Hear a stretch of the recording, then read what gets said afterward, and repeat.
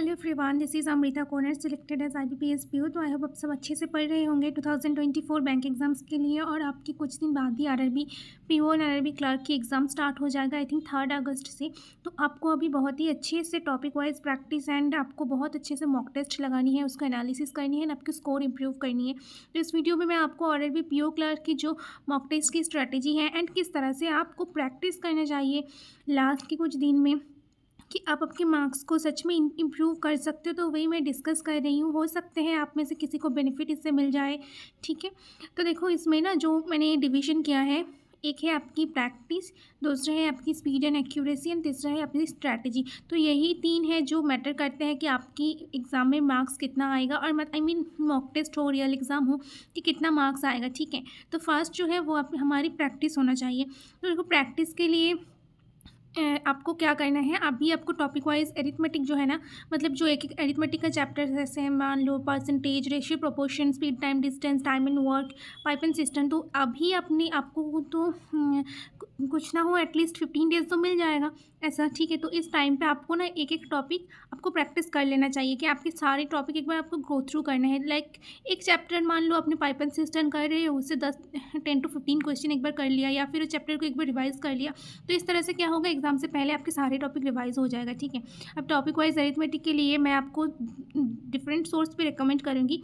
जो अगर paid course लेना चाहते हैं कि कुछ पेड बट अच्छी कंटेंट, तो वो स्मार्ट किडे की टॉपिक टेस्ट से प्रैक्टिस कर सकते हो। इसका प्राइस बहुत कम है, समथिंग 321 रुपीज़ आई थिंक।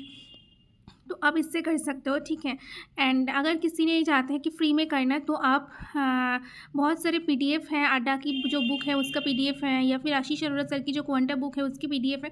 तो आप इन बुक से कर सकते हो, या फिर आप प्रैक्टिस मॉक की जो फ्री क्विजेस है तो आप उससे प्रैक्टिस कर सकते हो। ठीक है, देन प्रैक्टिस करना चाहिए आपको स्पीड मैथ एंड DI। देखो स्पीड मैथ एंड DI ऐसा है कि अगर आप क्वांट में ना स्पीड मैथ एंड DI सिर्फ करते हो तो भी आपकी 22-25 मार्क्स आ जाएगा। ठीक है, तो इसीलिए बोलती हूँ speed math and DI practice करना। और प्रैक्टिस का मतलब ऐसा नहीं कि हमेशा ऑनलाइन प्रैक्टिस, प्रैक्टिस का मतलब ऐसा है ऑनलाइन हो ऑफलाइन हो कुछ भी हो, आपको प्रैक्टिस करना है, उन चैप्टर्स से आपको गो थ्रू करना है एंड चैप्टर्स को आपको रिवीजन करना है। ठीक है, देन आते हैं स्पीड्स एंड एक्यूरेसी में, जो सबसे इंपॉर्टेंट है RRB के, स्पेसिफिकली RRB क्लर्क में ऐसा है कि 75 करके भी अगर आप 100% एक्यूरेसी मेंटेन करते हो ना, तो आपकी सिलेक्शन होगा। बट किसी ने अगर 79 और 80 करके अगर 2-3 गलत कर देते तो उनका सिलेक्शन नहीं होगा।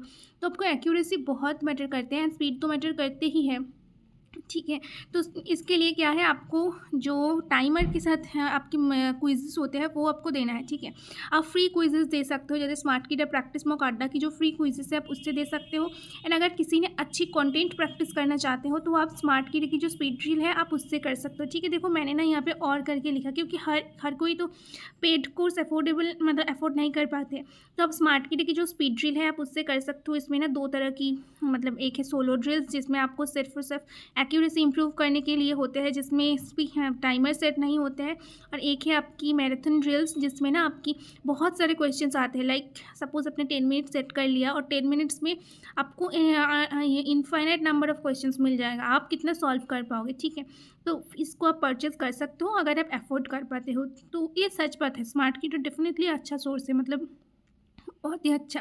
बट हर कोई तो अफोर्ड नहीं कर पाते हैं ना, तो आप जो अफोर्ड नहीं कर पाएगा उसके लिए जो free mock test, free quizzes है उससे प्रैक्टिस कर सकते हो। बट ये जो स्पीड एंड एक्यूरेसी इंप्रूव करना है ना, ये आपको टाइमर के साथ करना है। ऐसा नहीं, प्रैक्टिस जो था वो आप ऑफलाइन सोर्स से कर सकते हो, बट जब आपकी बात आती है स्पीड इंक्रीज़ करने की और उसके साथ एक्यूरेसी इंप्रूव करने की, तब आपको ऑनलाइन टाइमर के साथ देना है। क्योंकि ऐसा होता है ना, कभी कभी हम ऑफलाइन तो सॉल्व कर लेते हैं, जो बोलते हैं ना कि मैम सबके, बहुत सारे स्टूडेंट बोलते हैं मैम सभी क्वेश्चन आते हैं बट मॉक टेस्ट में सॉल्व नहीं कर पाते। उसका रीज़न ऐसा है कि टाइम के साथ हमारी ब्रेन काम नहीं कर पाते हैं।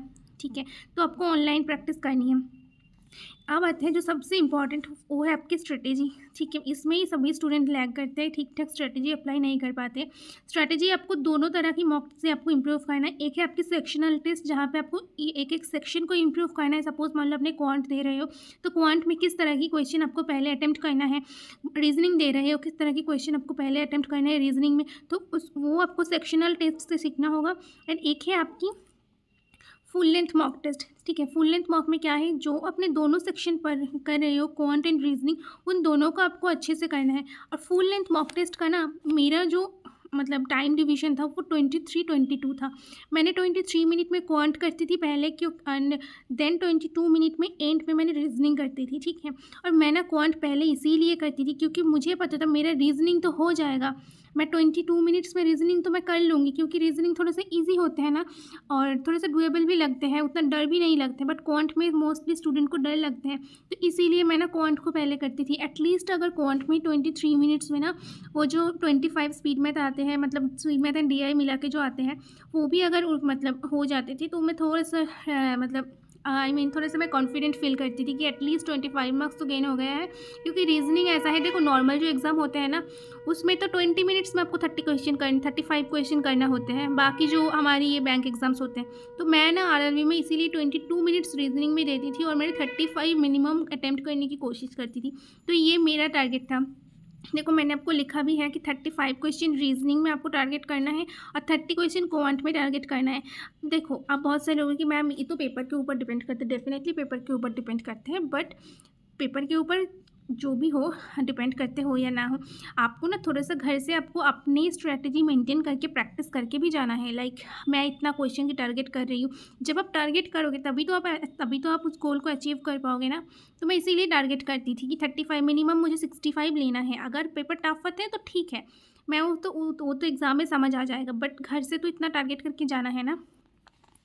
देन अब आते हैं कि मॉक टेस्ट की स्ट्रैटेजी। देखो मैंने ना यहाँ पे मॉक टेस्ट की जो स्ट्रैटेजी है वो मैंने लिखा है, आपको मैंने बहुत बार बोला है बट फिर भी मैंने लिख दिया है आज कि क्वांट में मेरा सीक्वेंस क्या था। मैं पहले सिंप्लीफिकेशन अप्रॉक्सीमेशन जो आते थे इन दोनों में से वो करती थी, then quadratic equation, then missing series अगर आते थे तो मिसिंग सीरीज साथ में कर लेती थी। उसके बाद जो देखो मैंने एरो करके लिखा है, उसके बाद जो मैंने करती थी वो डेटा इंटरप्रिटेशन। पहले मैंने जो चार्ट बेस्ड या फिर ग्राफ बेस्ड आते थे डीआई वो करती थी, और देन उसके बाद जो केसलेट डीआई था वो करती थी। उसके बाद जो मैंने करती थी वो एरिथमेटिक करती थी। डेफिनेटली सारे एरिथमेटिक तो सॉल्व नहीं होते थे, बट जितना होते थे उतना ठीक है। एंड फिर उसके बाद मैंने रॉन्ग नंबर सीरीज़, ये रॉन्ग सीरीज़ को ना प्लीज़ कभी पहले मत करना, बिकॉज इसमें स्टूडेंट्स फंस जाते हैं बट फिर भी छोड़ते नहीं हैं। तो मैंने रॉन्ग सीरीज़ एकदम एंड में करती थी, ठीक है। और रीजनिंग में जो सीक्वेंस है, देखो रीजनिंग में ये मेरा सीक्वेंस तो ऐसा था कि मैंने स्टार्टिंग से करूँगी, बट हाँ बहुत सारे स्टूडेंट्स पजल में वीक होते हैं, तो उनके लिए ऐसा है कि सिलोजिज्म, इनइक्वालिटी, कोडिंग, डिकोडिंग, ये आपको थोड़ा सा ढूंढना होगा पेपर में, ये कर लेना है, इससे आपके मार्क्स सिक्योर हो जाते हैं। एंड देन आपको पजल करना है, ठीक है। तो ये आपकी मॉक टेस्ट की स्ट्रेटजी होनी चाहिए कि इस तरह से आपको स्टेप बाय स्टेप ये इस क्वेश्चन सॉल्व करना है, ठीक है। और फिर भी अगर आपकी कुछ भी क्वेरीज़ है तो आप मुझे बता सकते हो, मैं सॉल्व कर दूँगी।